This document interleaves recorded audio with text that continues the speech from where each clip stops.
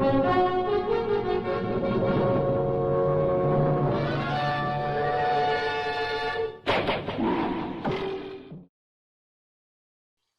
me just find out where Ben is, Jim. Hang on a second. I'm going to start without him in a minute. Yeah, it's just very unprofessional. Yeah. I should have had a bit more of a tidy up.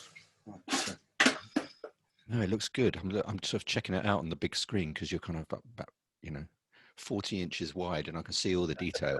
Oh no! I've tidied up all my coffee cups and crisp packets. I can see where my string was made. That's the most exciting thing. Would have been the jigs right here. Oh no, there we go. The jig that I twist them up on is here. And then this is the old Jontron, which I stretch them at. One on there being stretched at the moment. Oh, that was a D sharp. D. Yeah, why not?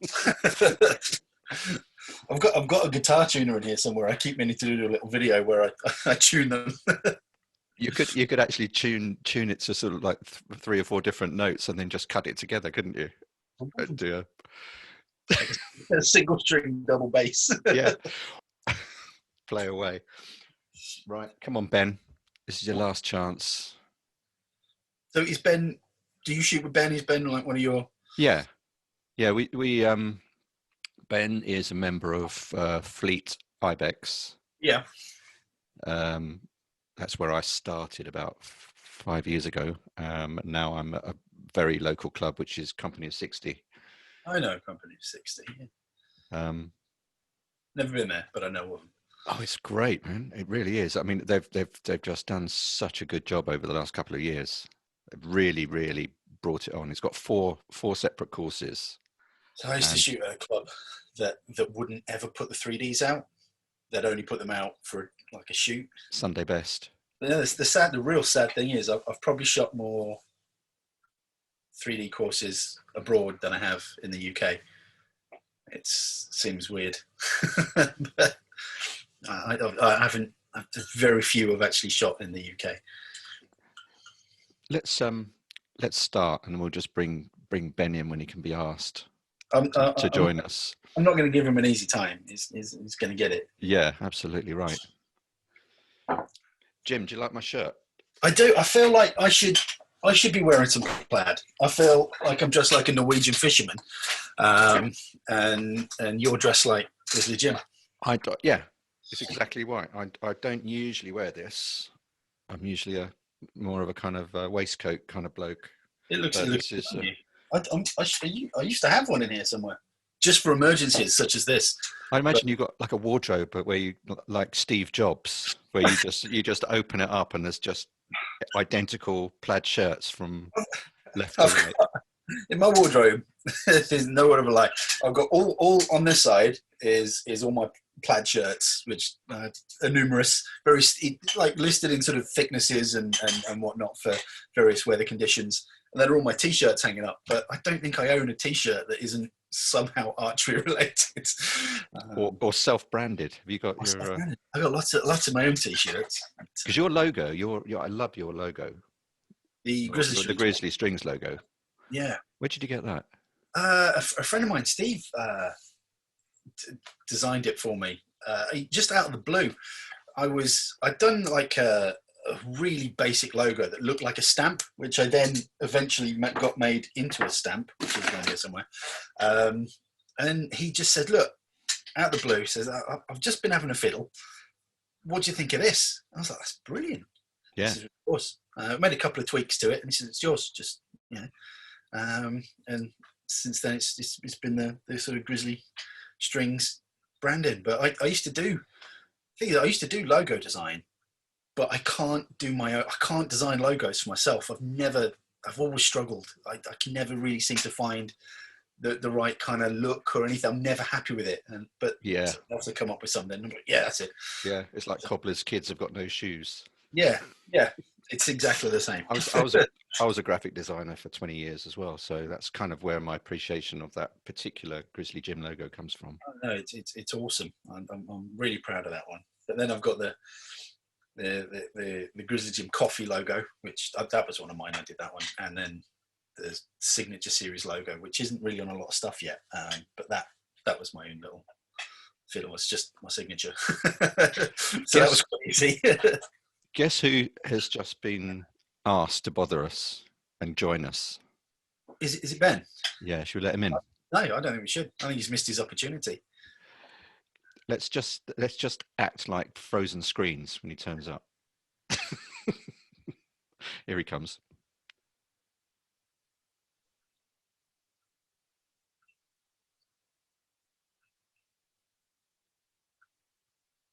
We can't hear you, Ben. Hey, sorry. What do you call this, Ben? I mean, this is punctuality is what this country runs on, and you're just sitting there, you swan in 10, 20 minutes late. Just this is so unprofessional. It's working from home. You know what happens. Yeah, I know. Yeah. But, How's things? pretty good, actually, Ben. Nice to meet you. It's a good shirt. We've just been talking about shirts. I know. Well, it's kind of ironic. I'm the only one that's not wearing a plaid shirt. I know. That's actually disappointing. I thought you'd just live in one. It's just a facade. It's not. It's just smoke and mirrors. Grizzly Jim. It's just a character. It's not really me. I never wear that shirt. Ian said, "Look, we can't do this call unless we're in plaid shirts. I mean, it just can't be done." I'm fine with that. Us real men as well. We don't iron our plaid shirts. We just, stick them straight on. So I haven't ironed anything since about 2002. Wow. So Wow. 2002. yeah, I had a job interview, and I was living with some friends of mine. We had like a house share, and I got dressed up for this sort of job interview, and my mate was like, "You're not going out of the house like that." And he made me iron my shirt, and then I got the job, but I turned it down. I didn't want it. Yeah, well, it's cool that you've branched out and doing your own thing now. I've got to say, this string, amazing, absolutely amazing. Yeah, I mean, I actually had 4 different strings made up. Yeah. And yours is the only one that has quietened the bow down. Right. So is that a border? I can it's see. off my hat. Yeah. Yeah. Yeah. It's they are the bane of my life, border bows. Yeah, I know. Just because the string size. I know. It was awkward, but I mean, it's perfect and it's been great. Right then. Yeah, they're Marmite though, aren't they, for the bow community? They really are. Yeah, I mean, I've never owned one. I've shot plenty. They're solid bows, but yeah, it's a bow that's never, it's never been on my wish list. If that. No. I bought one on eBay. I got one on eBay initially because it just looked nice, and when you start up, you sort of, I don't know, your style changes, and I started with typical Olympic recurve, gradually progressed to beaver puffs, shooting off the shelf, doing it properly. And I just saw it and I thought, oh, that's a really nice bit of wood. I want to get something a bit more traditional. And that was that. Since then, I've been hooked. And also, I broke my upper arm a few years ago, so I had all that reconstructed. Nice. So the tiny little bit of let-off feeling that you get is kind of handy for all my tendons and everything. Yeah, I must admit it's so unusual, that kind of. I think it feels like a let-off, but when I tested one a while back, and I don't think the one I did, it didn't let off. It just plateaued. It was it's more like just a sort of smooth feeling. Yeah, it was. People do refer to it as let off, but I don't. I mean, maybe the latest iteration of the limbs have an actual let off, but these are they're just nice and smooth, Yeah, I considered when I because I did a shoot. It was just before everything kind of locked down. It was the last shoot I did last year, and I was going around a course with this bloke, really nice guy. He had a I think it was a covert hunter, I think. Yeah. I can't remember the exact setup he had, but it was a beautiful bow. And he says there was a bit of a practice range, and he says, just have a play with this. Tell me what you think. And I was shooting it, and there was a crony there. I was shooting through the crony. It was getting nearly 200 feet per second. It was just dropping bombs. This bow was, but it was 31 pounds or something. Well, I've got 27 on the fingers. Yeah. I've got 27 on the fingers, and I used to shoot 200 grains up front. Yeah. And it handled ththose absolutely fine, which is it's just mental when you think about it. I was quite close to sort of pick one up because I've had all sorts of problems with my shoulder, and because of that, I was like, well, I'm not going to lose any speed. I'm going to maybe I'll give that a go, and then something else came along, and it was fine. But it's never been a bow that I've owned, but I've shot plenty. I'll add one to the collection one day. Yeah, I mean that was kicking about 100, I think it was 188 when I last grounded it, on 27 pounds, which is that's very respectable. Yeah. But it's just been a really nice bow. Yeah, I've been quite bored in lockdown, and I've been looking at it thinking I fancy a change, but I don't actually want to move away from it. It's got to the point where I'm just considering new woods.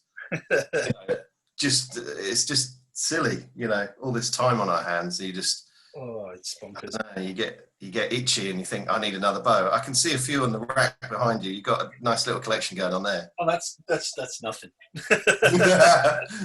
that's just one of my racks. One of my racks. In my garage back home, I've got another probably about the same again. But yeah. I mean, I've been in the game like over 30 years, so you just amass. And I don't like getting rid of bows. That's the trouble. Like no, 30 years. 30 years, you're saying? It's over 30 years. Gee whiz. How did that all start then? Oh, this is a long, convoluted story. But I was about 4. I grew up on a farm in the middle of nowhere, and I was a curious kid. I was always in the way. I was always doing stuff I shouldn't do. I was always trying to get into places I shouldn't get.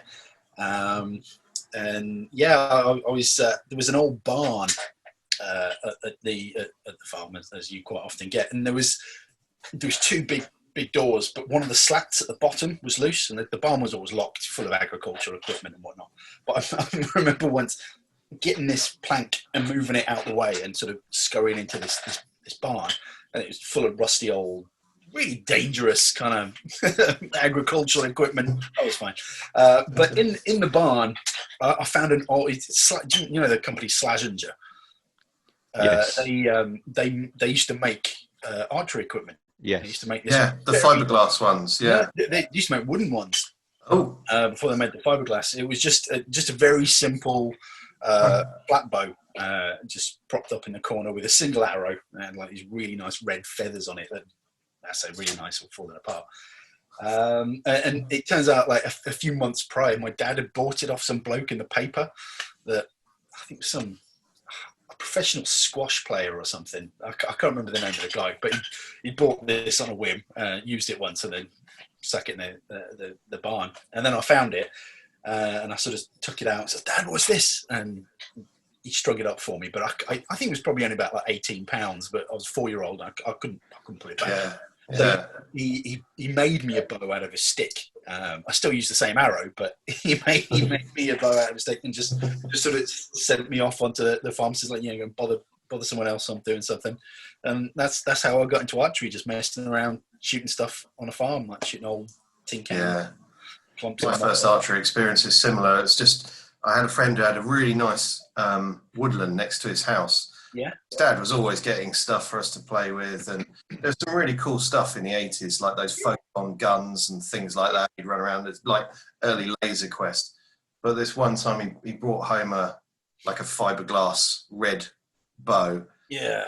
3 arrows. Nice. A point, a couple of feathers missing, all that sort of stuff. And everything was just coming out of the bow and going left, as you'd expect, But it was just really good. We put some tin cans up and we were just toppling them, and it took us about 3 hours before we could even hit anything. Yeah. But it's just really nice sport to get into. I wish people actually knew more of archery, because I think it doesn't get the coverage it deserves. I mean, it's one of the oldest sports. It's considered to be a very noble sport, and yet whenever you mention archery to someone, they automatically say, "Oh, I've seen it in the Olympics." Yeah. And it's always with all the bells and whistles, not the traditional side. And I have real difficulty trying to explain to people what it is we do, Just in our heritage, we have the wrong attitude towards archery. Yeah. There are so many hoops you've got to jump through to get someone to be able to try archery. Yeah, there's have a go sessions sort of once a year, but Yeah. It's such a difficult sport to get someone into. I mean, I was lucky enough to have some private land not so long back. I don't have access to it anymore, but I would take people there. I got my own insurance and everything, so I'd be like, "Do you want to try archery? Come with me," and stick up a couple of 3Ds and just every day having fun. But we've put in all these barriers, and it's health and safety gone mad. I mean, I'm lucky enough to have shot all over the world, and I thank my lucky stars every day that I've got to experience that. But when I'm in a classic example, I was in Black Forest a few years back, and there's an archery hotel. Yeah. In the Black Forest called Hotel Bad, and I think Bad means spa. I think. Yes, it does. Yeah, there we go. Yeah, it's a spa hotel, and we was up shooting. So there was like a course. You basically just cross the road, go up a hill. You're in the forest and the mountains, and there's a course right there. Yeah, a path that went all the way around it, and all the targets were off the path. And there were families like with a pushchair, with a couple of bows on the back of the pushchair, like going around this thing, shooting, and got talking to them. And they weren't clubs or anything. They weren't members of societies. They just turned up, paid their money, and had a day shooting. And nobody died. Nobody, someone experienced something really exciting and cool, and maybe then thought, you know what, I'm into this, and then then they join a club or something. But anyone I've ever spoken to that said, "Oh, I tried it once and it was so much fun." Yeah. Said, "Why don't you do it then?" Yeah, it's weird, isn't it? It's there's so many hoops you got to jump through. Like you've got to. It really upsets me that we do approach archery the wrong way in this country, and it's sad. It does make me sad. That's just. So, Jim, that New Forest, the Black Forest experience, is that the gathering video that you did, where you're all jumping into a freezing cold fish pond? That was the gathering. The one in the Black Forest, I think, was 2015. That was the Black Forest. The year after that, I think, I think that was the one where we all jumped in. It was just a natural pond that's mountain runoff, so it was nice and warm. Yeah. It was. Your testicles disappeared the instant you hit that water. One of my really good friends, his name's Udo. He's a giant of a man. He's a ex bodybuilder. I think he's the most solid man you've ever seen. And I've never seen him falter in anything until he jumped in this water. And then I saw him shake, and he was. That's the only time I've ever seen him wobble in anything. It was so cold. But do you know? The thing is, one of these gathering trips, you turn up usually on a Thursday, and if it's in the right location, you're at an archery hotel. There's usually like a 3D range at the back of the hotel or something. So you stay up all night drinking, shooting, pushing yourself way too hard. The next day you wake up really early in the morning, spend all day shooting. So then when you wake up Saturday, you can't move. You're like, oh my. Yeah. Oh. But jumping in that cold water, I just fresh as a daisy the next day. How many targets do they have out, like by comparison? Because obviously if we do a 3D shoot here, we've got like 4D and maybe a couple of token extras. Yeah. What one of their parkours actually like? Is it sort of 60, 80 targets, or is it similar? There doesn't seem to be any rhyme or reason from what I've seen. Right. Minimum, you're looking at 40, but then there's usually 2 courses. But there's one in the Edital we did. I think it was 80 targets. I think, we hit the course, about 7:30 in the morning, and we're still on it at 6 in the evening. That's a full-on day. Yeah, it looks kind of rocky as well, with no backstops. Down. Yeah, the ones in Austria, they don't mess about. You've got this a gazelle up a steep incline, and your backstop's a rock. So there's no better incentive not to miss than. See, I love that. I love the idea of rock backstops, because I think that sharpens you right up, doesn't it? It does, and it looks good as well. I mean, it looks kind of natural. You don't want to walk around a course and there's big ugly backstop netting everywhere, and you know what's safer than a rock for a backstop? I mean, yeah, exactly. You need to test yourself to get any better. Plus, you get sparks. You get sparks when you miss. I mean, like some of the shots from Austria, you were up in the mountains just looking down, and there were bits where, like, if I step 2 feet to my left, I'm dead. It's just really sheer drops, and you're shooting off mountains onto. It's just incredible, absolutely incredible. That's another part of it, though. I think archery, there's something about it. It does something to your mindset. It takes you right back to a real primeval state. And I mean, when you think about how this all came about, that's what would have been going on. You know, it's in our blood. It's in our looking DNA. At a target. Boom, yeah, you know, it's been there for as long as we've been humans. And because archery is one of the few things that have developed independently across the world. You know, every continent sort of came to archery at one point or another themselves. Yeah. Very rarely was it taken to other places. It's just, well, I wonder if I did this and did, oh wow, yeah, I can make this stick go a bit further than just chucking it. And it's part of us. And I mean, that's why I love the kind of instinctive side of archery. It's in there. It's tapping into that kind of primeval kind of, you don't overthink it. You don't, am I just going to count this? And then Jim, can you define traditional archery in a paragraph? Can I? Traditional archery? So, yeah. What is trad archery? It's a mindset, man. It's just a mindset. Yeah, that's just 2 lines repeated. It's a mindset in a plaid shirt. Traditional archery is, I don't know what, I mean, you could call traditional archery, you could call it the gear. I mean, is traditional archery the gear? Yeah, could be. I mean, I shoot on occasion, I shoot an aluminium risered bow. I'm still shooting traditional archery, in my opinion. I'm shooting off the shelf. I'm using my fingers. I'm not using any sights or anything. I'm shooting a feathered arrow. You know, it's, to me, that's still traditional archery. You know, to some, it's shooting an English longbow off the hand. It's, you know, some it's shooting a sort of an Eastern style sort of horsebow sort of bow. I think it means different things to different people. But at the end of the day, if you're doing, does it matter what traditional archery is, as long as you're enjoying what it is that you're doing? I think it does matter if you rock up with a compound. Well, that's not. I wouldn't call that traditional archery. I mean, exactly. you're relying on added extras. Do you know what? I tried. Curiosity got the better of me last month, and I went out and got one, just to try it out. It's now been passed. For it. It's now been passed on to my son, because I literally I set it up. I took it down the range. I did a bit in the garden, took it down the range, and came to the conclusion it's basically like it's an arrow rifle. Yeah. And it's so easy to be accurate with. Yeah. And I just I can see how people would pick it up as a weapon of choice for hunting, because it's efficient, it's accurate, it's not going to make any an animal suffer unduly, hopefully, if you're into hunting. But that's kind of where it stops.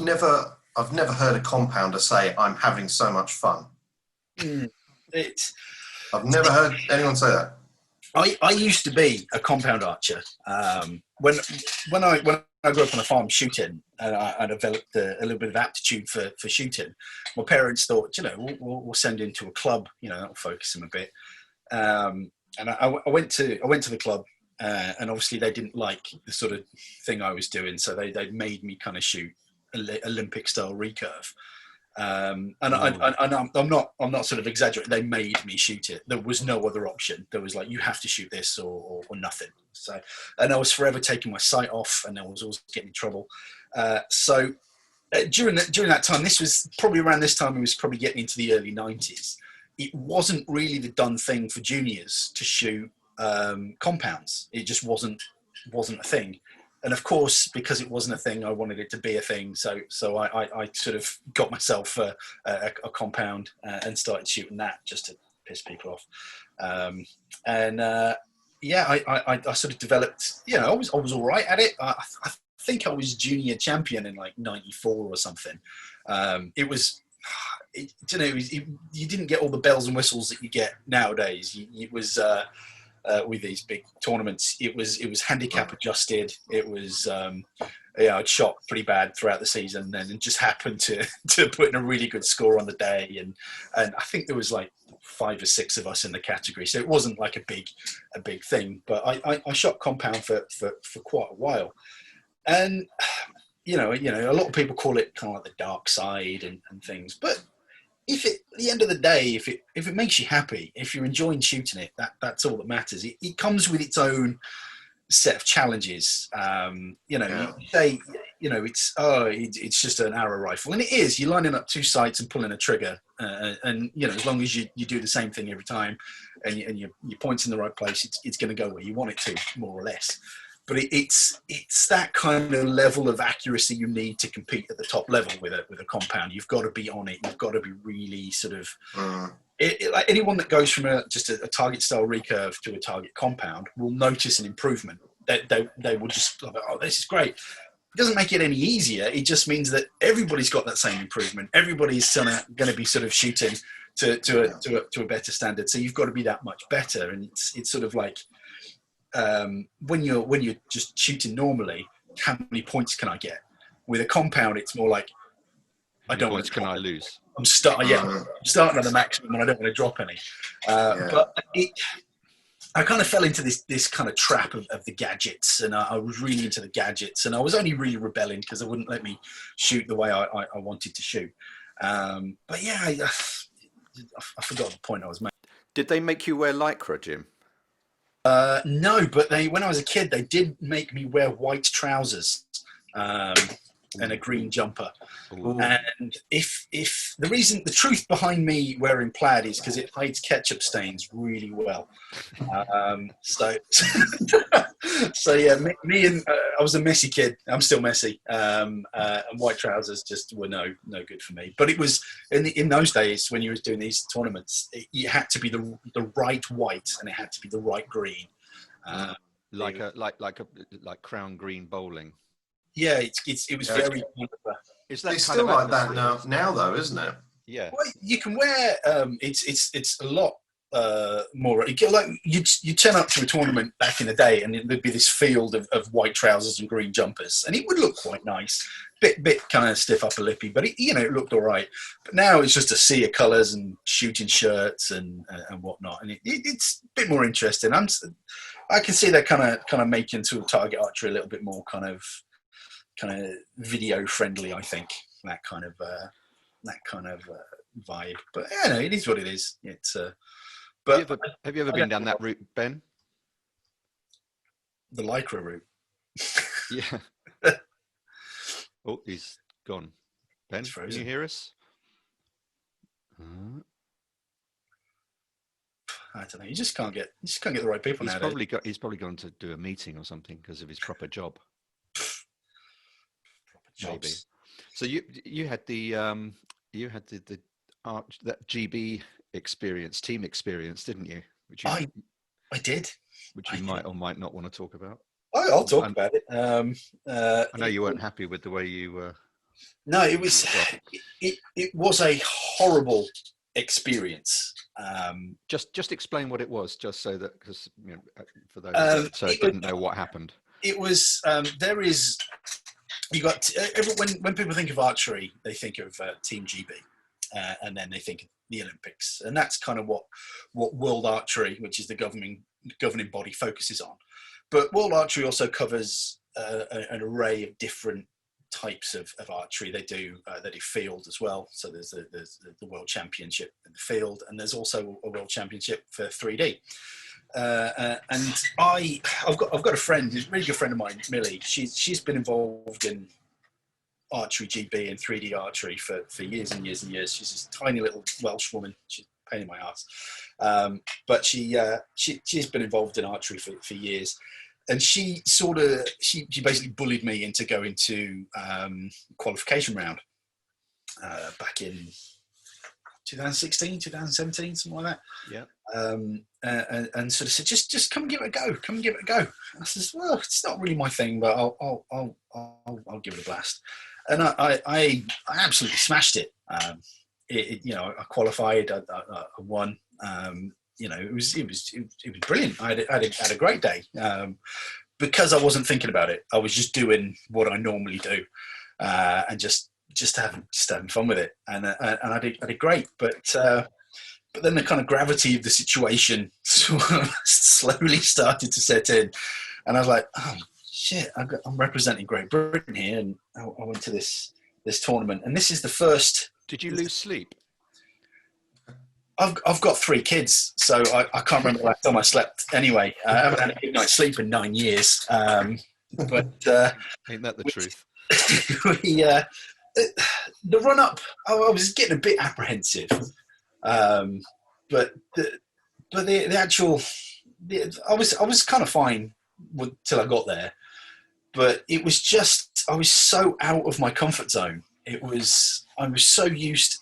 I shoot selfishly for the pleasure of shooting. I don't shoot for anyone else. I shoot because I love shooting, and I think it was because the first time ever, I felt I wasn't allowed to do that. I felt I had to perform, and because I tried too hard to perform, I ended up not performing, and it was this horrible self-fulfilling prophecy. And I just melted, and it was like the first. Because I don't really shoot in competitive environments, I wasn't used to shooting with competitive people. And the first guy I spoke to on the day, we walked out to the peg, and the first words out of this guy's mouth were like, "You're not going to do very well." I was like, "Oh, okay." You? Yeah. You're not going to do very well. And there was these kind of like mind games going on all the time, and I'm like, what's going on here? And annoyingly, I think it was the first 5, I can't remember, first 5 targets and the first 5 arrows, I missed. Complete misses. Not even, oh, that was close. Wild misses. Sort of stuff that I shouldn't be doing. I mean, it was a maximum of 30 meters. I can shoot off tees at 30 meters. It shouldn't have been a thing, but I was missing. And I was like, oh my God, what is going on? And it just kept piling on and piling on and piling on. And yeah. I was just in this blind panic. I had target panic. I was a mess. And I think on my 6th arrow, I kind of had a serious kind of word with myself. And I was like, you need to sort your shit out right now. Yeah. Once it's in there, it really festers. Yeah. I've never really had that problem because I've never put any pressure on myself. Have you ever shot like competitively, like MFAS type stuff? Or... Yeah, I've done like the local NFAS tournaments. I've never done the nationals or anything. That just it doesn't appeal to me. But you know what? That really annoys me because I've done 3 3D nationals, and I've done reasonably well. I've been sort of like top 10, top 7, kind of getting better and better. But then I've got this thing in this knowledge in the back of my head that I know that the best archers in the country don't go anywhere near the competition, and it just does my Swede in. I'm sorry, but it just doesn't. That's not why I shoot. I don't like the nationals. There's lots of people, and it's a hustle and bustle, and that would be amazing, I think, to be part of that. But I'm at my happiest when I'm in the woods, a couple of buddies, a little campfire going, brewing up some coffee, going having a shoot, coming back, having a bite to eat, having a shoot again, coming back. Yeah. That's where I'm most happy. We need to do more of that, Ben. Well, yeah, I know. You definitely do. I know. But yeah, for me, it always started as a pleasure thing, and then I did a few 3Ds, and it's not so much for me the aspect of competing. It's just literally shooting the 3Ds. Yeah, there's more available. I just love it because it zones you in a lot more, and I can get in my train of thought. But I know what you mean. I mean, I did the nationals in 2019, the last one, effectively, and it's just so different, even to a normal 3D competition. Lots of people said, "Oh, it's just like that," because I was like, "What can I expect? You know, is it really busy? You know, are people ultra competitive?" And I was asking a few questions, and when I got there, it was really nothing like you can imagine. Yeah. You have you build up a vision of what you're going to experience in your head, and then when you get there, it's all thrown out the window because it's completely different. And it really threw me. The first day, I was just like, I couldn't get in a routine. My shooting wasn't flowing, and I couldn't. I don't know. I just day two, I just thought, I'm just going to walk around this like I'm walking around the woods and just go ping, ping. Give less of a shit. I mean, that's like when I got off the bus in France, and it's just this whole kind of village thing of archers milling around, and I'm like, oh no, what is this? And there's camera crews interviewing people and stuff. I'm like, I'm completely out of my comfort zone here. What did you think of Denton Hill? Oh, Etar. Yeah, that was going to be my next question. That was. I'd love to go there. One of the most kind of life-affirming experiences of my life. It was amazing. I was at the stage because it happened in the January. I was having a chat with, I don't know if you know Gregory Richards from 3D Archery. I was good friends with him, and I was just having a message sort of just back and forth to chat with him. I was like, well, would you ever come to Etar? I says, it's on the bucket list. It's definitely on the list. I want to do that. And he was like, cool. I didn't think anything else of it. Then, middle of January, I get a message going, hey, you're coming to Etar. I was like, what are you on about? And then he showed me this thing he'd been doing. He crowdfunded I heard that's how that came about. Yeah, it felt so weird. That's awesome. I'm not into that kind of thing. I don't like asking for stuff, and it's really strange. But it got funded in a couple of days, and it was just it blew my mind. It really did.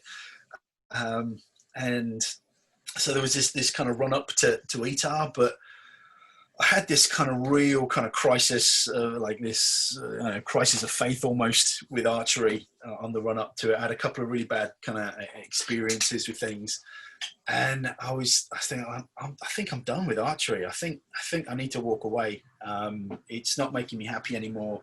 I was still really sore from a couple of things that happened over in France. And I thought, you know what, this isn't making me happy anymore. I get no enjoyment from this. I feel like I'm just going through the motions. I feel like a fraud. But this trip's happening. I've got to go on this trip, and it's the first time I've ever really travelled anywhere on my own. I'm not a great flyer anyway, but so I'm having all these pangs of anxiety about sort of my first trip, abroad on my own. If I do an archery trip somewhere, I've usually got a couple of buddies with me. JT, one of them is a good archery buddy of mine, and it's quite nice to have someone to go with. But drinking a gin and tonic at 6 o'clock in the morning at Heathrow, thinking I've got to get on a plane in a minute. What was it? Was it like the Burning Man for archery freaks? I flew there. I got off the plane and I'm waiting in the queue, and then it kind of dawns on me. So I've flown to America to meet a bloke I've met on the internet. So this could go really wrong. But I met Greg and his wife and everything, and we had the build up to it and the drive down, and then you're kind of in rural Pennsylvania, sort of driving along, and then you just turn into this Denton Hill, and it's just a sea of cars and people milling around. And I thought my first thought was like a scene from Deliverance. Then it's like a bigger version of Deliverance. I saw this guy like walking around without shoes on in the mud. I'm like, look at that Yahoo! It turns out it was Matt Zernzak, and he sort of came up to me, like, "Oh, are you here?" And I just thought it was going to be this amazing archery weekend. I was just going to do loads of shooting. I was going to see some people that I've wanted to meet for ages, and I was meeting up with one of my best friends. I don't know if you know Flea. some fatty lamb hands. She's I know. She's one of my favourite people, and she was going, and I was looking forward to seeing her again. But it just turned out to be this amazing experience. Now, I don't consider myself anyone special. I just like archery. I like the sound of my own voice. I like talking about it. Yeah, I don't claim to be anyone fancy or anyone special. But I was walking around Etar, and the people just kept coming up to me and go, "Oh, you're Grizzly Jim. Oh, can you sign this for me? Can I have a photo?" And it was just. I couldn't believe it. I felt kind of embarrassed to start with. I'm like, stop it. But it was just incredible, and I couldn't walk anywhere without somebody giving me a beer or some food. I must have put on about 10 pounds while I was there. It was. But I was wandering around campfires, going, "Hey, have a beer!" And luckily, they didn't buy beer, so it was. This is the power. This is the power of YouTube, isn't it? That's turned you, given you this kind of celebrity, archery celebrity status, and I think that I'm not. I do the same thing as everybody else. You do what? Sorry. I just do the same as everyone else. I haven't done anything to warrant anything like this. I just like sharing something I'm passionate about. That's well, I mean, I don't want to kind of embarrass you, but I mean, I've only been shooting for 5 years. I don't know, Ben, are you about the same? 6 or 7, I think. 6 or 7, okay. And I kind of taught myself. I just went down to Quicks and I bought a flat bow, and I didn't know what I was doing. Quicks is just around Quicks was just around the corner. It's not there anymore, unfortunately. And just picked up a bow. Yeah, they've shut the one in Hampton Court. Oh, I think they shut the one in Sapcote as well. Have they? That's gone. Which is the one I used to go to many moons ago. Just Waterlooville then. Yeah. Yeah, because I like archery shops. I went and got myself some stuff, and I got an old kind of like a straw boss, which I actually I shot out in about a week and a half, and then just started watching YouTube, and you popped up quite a bit. So I was watching the gathering videos, and I thought they just looked flipping brilliant. That's right up my Strasser, and I thought that's what I want to do. And then I was watching Clay Hayes, and I kind of first started doing 3 fingers under and shooting at bales and trying to copy his style with that, with the kind of. I think you still do that kind of two anchor point kind of, don't you?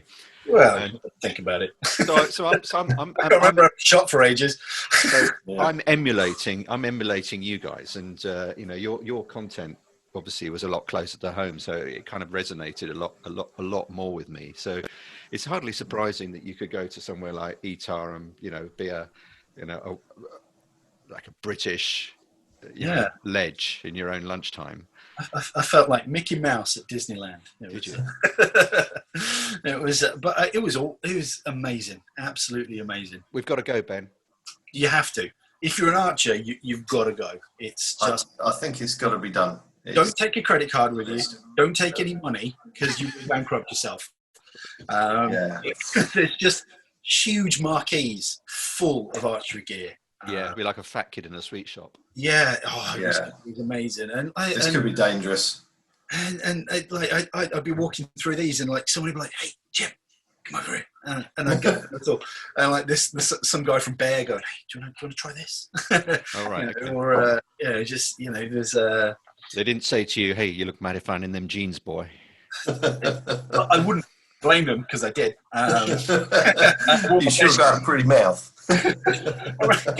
It was raining one morning, and I thought I sod this noise. So I put on my I took some swimming trunks with me, like swimming shorts, like Bermuda short type things. And I'm walking around in these Bermuda shorts, and there was a really funny thing where I walked past John Demmer wearing very similar shorts, and we kind of just both looked at each other. Oh no! It was as if to say, "That's my thing." Who's John Denner? I don't know who that is. Sorry. It's a phenomenal bear. Hyper successful Yeah. Archer. He's Old name. he's a lovely guy. Did you know that Ted Nugent is a big archer? Do Yeah. you know Ted Nugent, massive archer, and he wrote on one of his albums. There's a song about Fred Bear. Yeah. Yeah. I heard it on Spotify the other day. I just stumbled across it, just bizarre. He was on MTV Cribs a few years ago, and he just wanted to show everybody his estate with all his tree stands.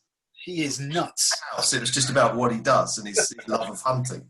It was just hilarious. It was so refreshing. You'd have so much fun hanging out with Ted Nugent, wouldn't you? It's bored. He's it's a good song. It's a good song. Have you ever hunted, Jim? I have not. I've not hunted. Do you want to? Would you?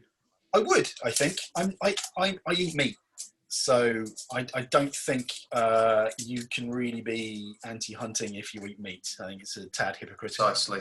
I do not. If I mean, I grew up on a farm. I come from a farming background, so I understand an animal's place in the food chain.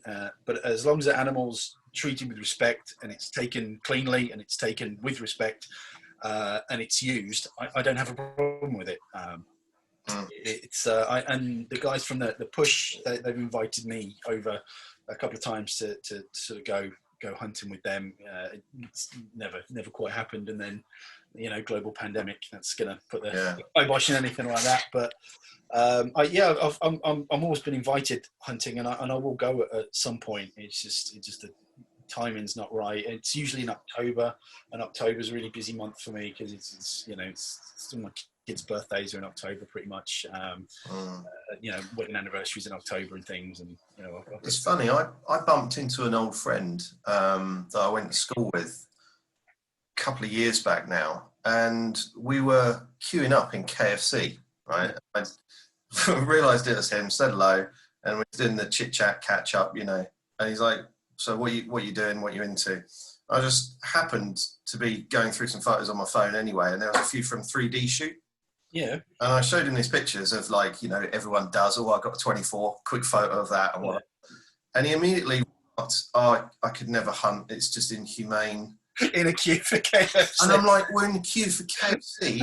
We're about to have chicken that's just been effectively guillotined for our one meal, takeaway meal. And he's telling me that hunting's a bad thing, let alone that it's a picture of a rubber animal. Yeah. I was like, I don't understand that mindset. Yeah, it's a weird one. I lost a friend actually. She got very upset with me when I was planning to go and do this filming with the push guys. So, and she's like, "You're going to America to kill an animal?" I'm like, No, I'm not. I don't even know if we'd find one, let alone I don't personally know if I'd be able to, let go of the string. I've never been in that situation. No. I'd like to think that I could, as long as I was confident that it would work and it would be clean. She got really upset with it, but she's not vegetarian. She eats meat. So again, it felt very hypocritical. I mean, my wife just taking out the middleman. That's all it is. There's no middleman involvement. You either get it done behind closed. I mean, I've seen abattoirs. My dad had pigs for a while. I've been to an abattoir. I've seen what happens there, and I know if I was an animal, what I'd rather want. One day being out in the world and then maybe getting pegged by some bloke in a tree or hiding behind a bush or something, or reared on a farm, taken to an abattoir. No choice, done. It's a weird one, but no, as a meat eater, I can't be against hunting because it's hypocritical. But like I say, as long as it's done cleanly and it's done with respect, I don't have a problem at all. And if the animal's used, there's so many uses for a harvested animal. It's and also it's from a land management point of view as well. Like you've got to manage populations or they get out of control, they die of disease and starvation, and that's not a nice way to go. But one of the things to put it in perspective for me, once someone showed me a video and it was a bear eating a deer, and the deer was alive, and it was the most horrific thing I think I've ever seen. And that's nature. That's far more horrific than what I've seen in the hunting films. It was brutal. It was absolutely brutal. But that's okay because that's nature. And that animal suffered. It really suffered. It was screaming, and like Silence of the Lambs thing. I close my eyes and I can still hear that deer screaming. So yeah, but yeah, so it's a funny one that but I find it funny that he was in a queue for KFC. Oh, it's terrible. I mean, I'm like everyone else. I draw the line at trophy hunting because I just think it's just pointless. Yeah, I mean, a trophy as a byproduct is fine, but as long as that animal's used for something. I mean, but I've seen there's some compounders that pay to go to Africa and stuff, and they're shooting tiny little monkeys and stuff. You just think. Although I wouldn't do that. It's not my cup of tea. Would you shoot a meerkat? Would I shoot a meerkat? I'd shoot that one. I'm going to eat it. Yeah, I wonder what they taste like. KFC. It'll be fine. Jim, I wanted to just ask you a couple of things because I'm always. This is obviously our first crack at video podcast. The inaugural. Okay. Yeah. First of all, will you come back at some point? Of course I will. We do it again. That'd be brilliant. And then also, I was kind of keen to make sure that people get the opportunity to kind of explain what they do, how they make their money. You're doing strings, right? Grizzly strings. I make strings. This one. There we go. This one I bought earlier. And you're doing coffee. I do coffee. So just explain those two enterprises and whether there's anything else going on. Well, there was a third string to my bow, but unfortunately, it's all crumbled away sort of this past year. What was that? That was the seminars and the coaching and the workshops and stuff. Did that just not happen because of lockdown? Yeah, just couldn't do anything. I had such a lot on the books as well because I mean. It's difficult to make a full-on living just making strings. It pays the bills just about, but it's bare minimum. So there was like the sort of the strings was one part, and when I wasn't making strings, I was doing sort of private coaching. I was doing seminars, workshops, that kind of thing, and that brought in a decent amount of money, not loads of money, but it was a wage. And then obviously when COVID hit and the world kind of shut down, obviously I couldn't do the seminars and things. And there was a little project I've had on the back burner for ages. Got a good friend of mine who's in the coffee business, and I've often thought, like, you know what, it'd be so cool to have my own coffee. He says we can do that. We can make that happen. So 6 months prior to sort of lockdown, I was trying different coffees and sort of putting together sort of a blend that I really liked that I thought other people would like. But it's just been sat there on the back burner. But then when everything kind of shut down, I was like, I need another revenue stream. So I pulled the trigger on the coffee and launched the Grizzly Jim Coffee Company. So what's the blend? It's as if by magic. I've got one right here. Yeah, let's plug the shit out of this. There we go. It's a medium roast. Dropped it. It's a blend of Honduras and Brazilian beans. It's just I wanted to go for just a very simple, likable, everyday coffee. Is it ground, Jim, or is it just either beans or ground? But it's just been it was a bit of a passion project, really. Originally, I wasn't doing it to sort of make money off it or anything. I just really wanted my own coffee. I wanted to know where it came from. I wanted to sort of know the process. And I've learned. I go to the roasters and I sort of see it being roasted and stuff. And it's just smell nice. This workshop has never smelled better. It just always smells a little bit of coffee. It's just something I enjoy doing. I enjoy coffee. I enjoy drinking coffee. Like I say, one of my favourite things to do is get a few of the guys together, brew up some coffee, go shooting, come back, have another coffee. Just that. Yeah, it goes well. Goes well. Yeah, and that's where it all came from, really. just that kind of campfire, coffee, kind of outdoorsy sort of thing. And if all else fails, you could just fall back on jeans modelling. Yeah, I look great in jeans. I played ice hockey for about 15 years, so I've got really nice legs. Even though you say that yourself. Yeah. Who did you play ice hockey for? I played for Solihull, for one of several of the teams around Solihull growing up. I used to watch the Streatham Redskins. Redskins. This going back to the 80s, there was a Canadian guy called Gary Stephan used to play for them.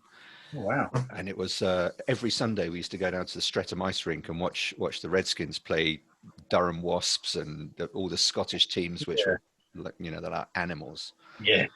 It was a different sport back in the 80s. It's a brilliant sport, especially when there's a bench clearance. Oh. It was, I broke my finger in the last bench clearance we had. I was a coach, and I was grabbing one of my players to stop him going, and he snapped my finger on the back of his shirt. Oh, go on then. Oh my god! Ouch. But yeah, I love ice hockey. Because I did archery for such a long time, and then when I was about 18, I took a break for a few yees and did other things, and that was when I really got into my ice hockey and sort of it was just my world for a few years. Ice hockey, I just ate it up. I lived at the ice rink. Any opportunity to get on the ice, I'd tart myself around any team. I'd be like, I'll get it. Anywhere. Oh, I loved it. Absolutely loved it. A man needs hobbies. A man does need hobbies, or he goes. Man needs a project. Yeah, man needs a project. I'm running out of projects at the moment. I've got to. I don't know what my next project. I've got to sort some arrows out because I've dropped poundage. I've got a really nice light set of limbs, but I've got no arrows weak enough for it at the moment. So I've got to tune some arrows for that. Listen, nice. Boys, I have to stop it because I've got Roger Massey and Pedro lined up for a 2:00 one of them. Yes. That's not good enough. But this feels good to me. This feels good to me, and I think if we could carry on the conversation that one day in the next couple of weeks would be brilliant fun. No, I'll sit and talk archery all day, every day. Ben, are you up for that? Absolutely. It's always easier when it's close to the heart. So yeah, it's archery. It is archery. So I'm going to give us all three of us are on screen right now. Oh, lovely. I've been controlling the kind of recording end of all of this. Excellent. Seeing myself for the first time in it's always weird. Yeah, I'll let myself go. I need a haircut. Yeah. I'll wear a plaid shirt next time, though. I promise. Oh, disappointing. I'm so disappointed. Can't believe it. Dress everything. I'm sure I can see it. You know what? There you go. See it. I drape it over me like a stash. Yeah. Throw it at William Wallace. Yeah, that's it. Oh, that's very similar. Freedom. Yeah. From lockdown. Oh, nice. I just want to go out and shoot. So many kind of mixed emotions. I just want to get out there and. Yeah, it's going to be a good day when we can get back out there. I've just joined a new club and I haven't had a chance to go yet. Who's that? I've joined Harlequin Bow Hunters. Leicester, I think. Derby sort of way. Nice. A club I will not name, but we were all a member of this club, and it's been a bit of a dying club, to be honest.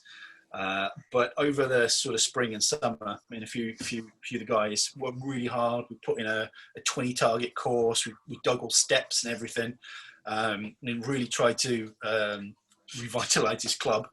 And then we turn up to go there one evening, and they've put a padlock on the gate, and they wouldn't give us the combination, and they've been kicked out. Cheers. So nice, thanks. Well, listen, you should next time you're kind of down in this this neck of the woods, drop in. Drop Yeah, in. definitely. And I've shot around with Bradley, so he came to Ibex. I'm sorry. I'm sorry. Bless him. Bless him. No, it was good crack. It's good crack. So listen, sorry to kind of be the winder-upper, but it's been really, really nice talking to you, Jim. Great talking to you, Ben. Thanks. Got a team of people in the background going like this. Yeah. We've had the steak. Let's get the McDonald's in. Yeah. But thank you so much for having me. It's been an absolute blast. Fantastic. And let's continue this. And this is the first of the Bows and Arrows podcast. Is that what it's called? Bows and Arrows? Bows and Arrows. Look, I got a T-shirt. Look at that. Oh, Look at that. Bows and Arrows. How long did it take you to come up with that idea? Yeah. What, Bows and Arrows? Kind of on the nose, isn't it? Yeah. It's a bit of a kind of does what it says on the tin kind of idea. Yeah, cool. I mean, Anyway. I find it's got to be like that with archers. Yeah, we are simple creatures. So we'll catch up very soon, boys. Cool. Yeah. Well, all right, guys. Take care. Ben, lovely to meet you. Yeah, likewise, mate. What you bump into in KFC queues from now on. Yeah, I know. Take care, guys. Cheers. Look after yourself. Later. See ya. But Ian, thank you so much for having me. It's a pleasure, mate. Thank you for joining us. It's it's like I said, it feels good. Yeah. This little venture, and I think we should be talking to some interesting people. And, and hopefully you guys again. So yeah, lovely. Stay in the groove. Stay in the groove. Stay in the groove. Shoot straight. Take it easy. See you. Bye. Ta-da. Well, that was the first of the Bows and Arrows podcasts. This episode was with Grizzly Jim Kent and Ben Ringshaw, and myself, Ian Nuttall. Please make sure that you leave any comments or suggestions of anyone that you'd like to see on the next edition of Bows and Arrows. The Bows and Arrows podcast has been made exclusively for the Traditional Archery Fellowship Facebook page. So make sure you share with your friends or invite anybody you think might enjoy what we do. See you soon.